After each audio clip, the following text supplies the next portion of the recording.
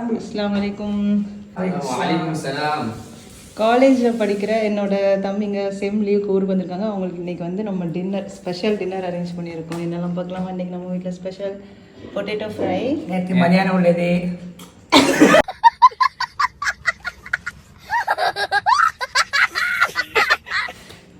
சென்னா மசால். அதுவும் நேற்று நைட்டு உள்ளது. மட்டன் சுக்கா. இன்னைக்கு மதியானம் உள்ளது. ஃபைனலா சூப்பரான கிரன்ச். எனக்கு கால் பண்ணி வாங்கிட்டு வர சொன்னது. ஓகே, சப்பாத்தி நான் தான் பண்ணேன். சாப்பிடுங்க. ரொம்ப பெரிய விருந்து. என்னப்பா சொல்றாங்க? அருமையான விருது தான். சாப்பிடுங்க, எல்லாமே டேஸ்டா இருக்கும். Okay okay.